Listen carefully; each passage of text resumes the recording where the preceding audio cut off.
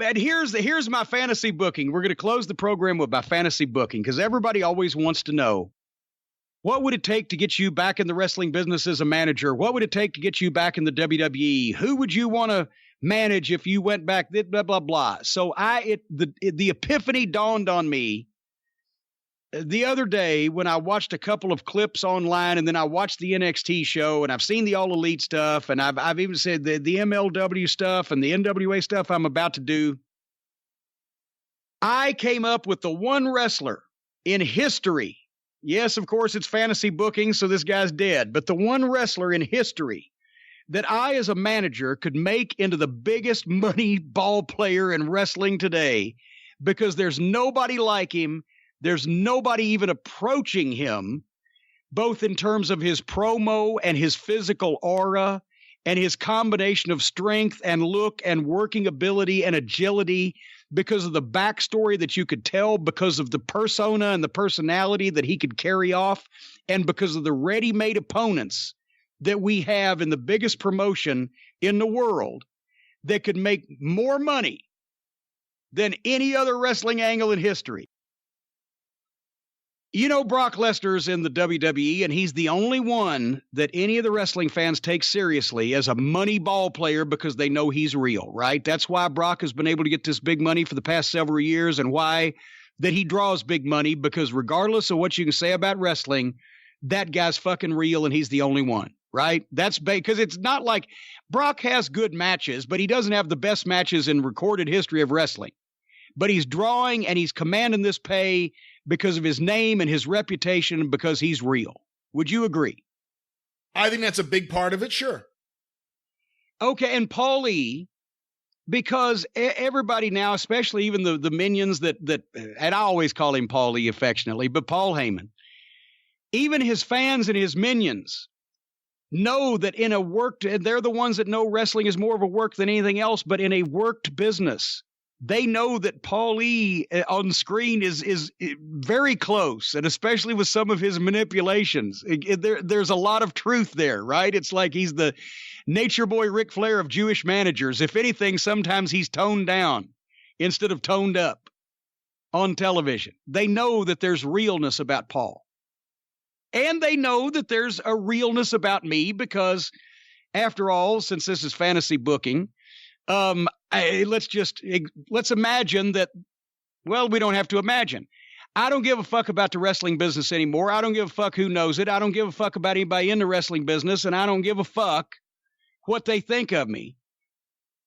That's pretty legitimate, right? Except I care about the image of the business and the credibility and the idea of the wrestling business. But today's business, most of it gives me gas. So people would naturally, point I'm saying, if I came in as some type of asshole who had a grudge against the wrestling business, it would be believable, right? Yes, it would be very believable. Do you know what wrestler that I would take to face Brock Lesnar for the WWE Championship, with me and my old friend Happy Heyman, the Jovial Jew, in opposite corners, where people could believe, because they not only they own all the footage, they could tell the story not only of the original Midnight, but they could tell the story of Smoky Mountain Wrestling and ECW. These two guys were mirror images of each other, the bizarro world opposites. They operated their own promotion, one Southern, one Northern. There was this giant rivalry. They could build this thing up, right? But who's going to face Brock Lesnar in the ring? Who could we make from wrestling history? Could we make people believe was even tougher, meaner, crazier, and more dangerous than Brock Lesnar? I would want to manage Joe LeDuc against Brock Lesnar. Interesting. Because think about this. What are we missing in wrestling? All the guys on NXT, all the guys in the WWE, all the other promotions. There are guys that we know are tough. Filthy Tom Lawler's in MLW. He was 10-6 in UFC. That's pretty fucking good. That's a major professional athlete. But he's not as scary as Joe LeDuc. He could fucking kill you, but you wouldn't be as scared while he was killing you as you would be if Joe LeDuc was killing you. Nobody looks like a fucking lunatic. Nobody looks like just some dangerous, middle-aged, crazy lunatic that would pull your fucking eyeballs out anymore, that would go, now that everybody knows it's a work especially, that would go against the fucking script, as they say, that would go into business for themselves, that didn't give a fuck whether they got sued or not. Can you imagine in this day and age if 1978 Joe LeDuc showed up? Now, I'm not talking about the babyface from Florida in the early 70s. I'm not talking about the guy in the mid-'80s and he had a little run underneath in the WWF at the end of his career because he was already past 40 and he had health issues. He had diabetes. That's why he died young. I'm talking about 1978 fucking 36-year-old Joe LeDuc that did the blood oath in Memphis and had those matches with Lawler, that did the shit with the fucking Stomper in Knoxville with the sledgehammer. He got put in the fucking hospital and then chased him out of the building with a fucking axe. This guy, go and look on YouTube. I know I'm not saying you've seen it a million times, but anybody out there, if you haven't seen 1978 Joe LeDuc, go to YouTube and look up Joe LeDuc Memphis Blood Oath.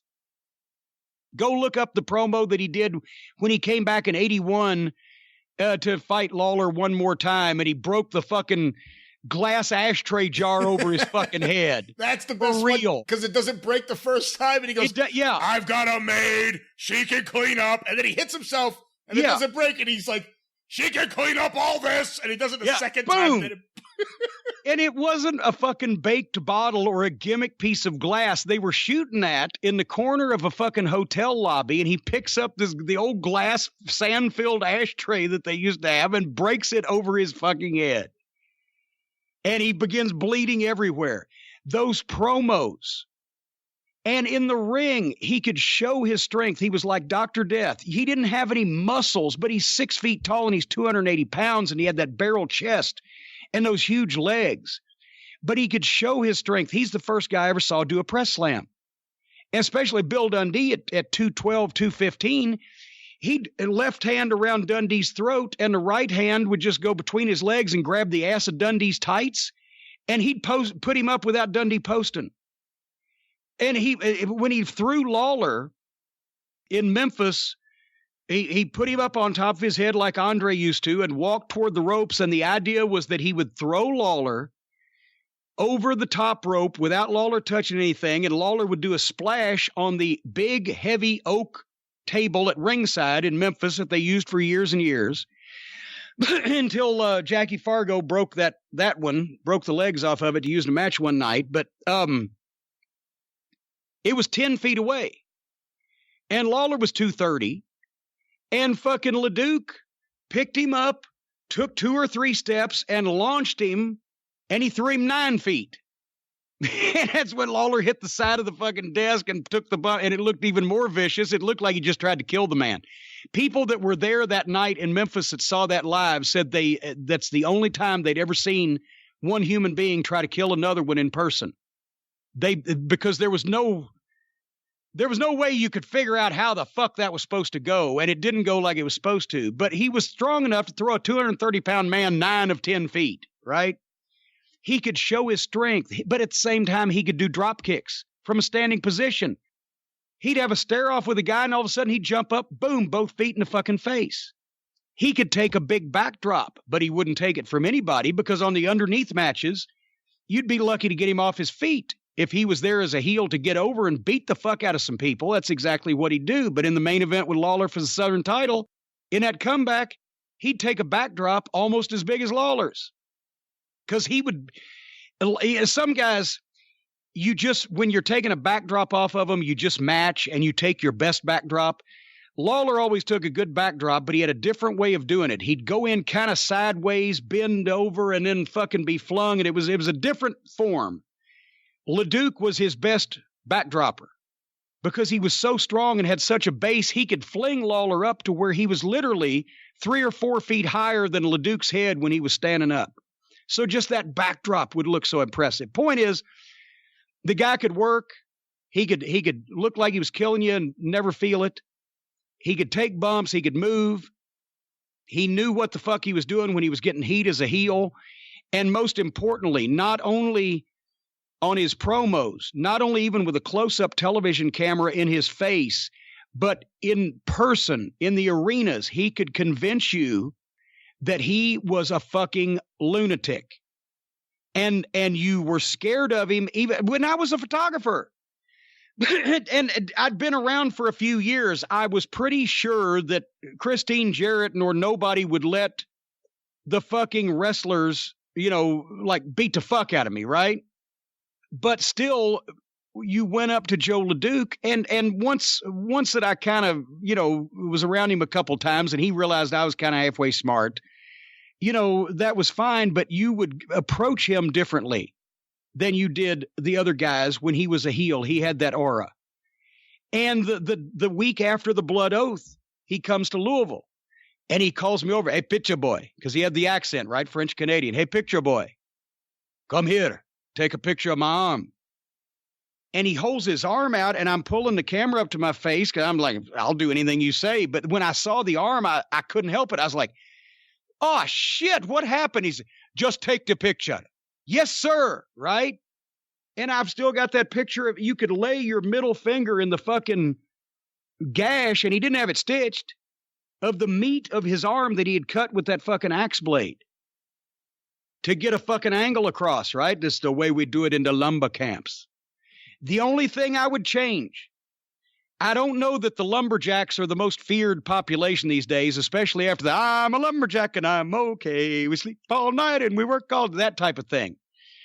But you go back and look at that footage of Joe LeDuc and the way he talked and the way he looked and those eyes and the aura he had and the power of the bear hug where the 10 marks could not separate his bear hug grip. That was always a shoot. It's a strongman trick. There's a trick to it, but still, it's a strongman trick. It's not a fucking schlub off the street trick. He could get 10 guys out of the audience at random, 5 on each side. They couldn't pull his bear hug apart. He could hold the fucking car back with his legs and his back to a concrete wall till the tires were spinning. He could break the shit over he could do all that shit, right? Imagine that Jim Cornette came in and announced to Happy Heyman and everybody else in the WWE that he had found a guy that had started out as a bouncer in Montreal at the cheap clubs and the dive bars, but had got fallen in with the Montreal mob and had become an enforcer for them and ended up in a fucking fight in a attempted strong arm deal, had killed a man with his the only thing is, bless him, Bruiser couldn't talk like LeDuc and he sure couldn't work like LeDuc. He was stronger even, but he didn't have those other things. But what if I said that he went to prison because in one of these strong arm deals he crushed a man with his bear hug. He broke so many of his ribs they punctured the guy's lungs and he fucking died. He went to prison. And in prison, he was the champion fighter. That's where he got that scar down his stomach, the scar that LeDuc had down his stomach. And I heard a story that it was some fucking thing that he was actually a babyface in where somebody cut him when he was trying to break something up or whatever the fuck. But it was a foot long and the scar part was an inch wide down his midsection. You couldn't see it real good with all the hair until you got up close. And the scar, his head looked like Abdullah the Butcher's from the blade jobs when he was bald, or when he had just the stubble cut. And so this guy was the fucking toughest man in prison. He ran things in there, and that's where he, fucking has been for the last however long until now. He realizes that his time is short, and he wants to make as much money as possible. And so he's come to the WWE to take down Brock Lesnar and win the WWE championship and get all these millions of dollars a year. And woe unto any motherfucker that sets foot in his path. And then whoever it is, you sacrifice your whole fucking roster because fuck it. We're going for goddamn a sellout, a worldwide pay-per-view. He beats the fuck out of and beats flat in the middle everybody on the roster up to Brock. And then that's when you have, and Brock would be up to the task. And LeDuc wouldn't give a shit, and especially if he was at that age. And I think we would have a few hard ways, and we'd have some juice, and we'd have Brock trying to pull out the shooting star, and LeDuc taking the big backdrops and him suplexing each other all over the goddamn ring. And I believe you could make $100 million fucking dollars off of something like that because there's nobody like that in wrestling today. You're not legitimately scared of anybody. Whether you know it's a work or not, Nobody looks not physically fit, but huge and old. And I mean, LeDuc, he was scary physically, but he didn't have a fucking bicep. But yet he could fucking pick people up over his head and hold cars back. He just had a unique body type. He just looked like a goddamn monster. He could have been Tor Johnson in the fucking movies. He was uglier and meaner and stronger. Nobody looks like that. Jericho's 46 and he still dresses and acts like he's 28. I want a 40-year-old fucking big, hairy, mean, scarred up, psychopathic, scary motherfucker that looks like that he would break me in fucking pieces and pick his teeth with my bones. We don't have that anymore, do we?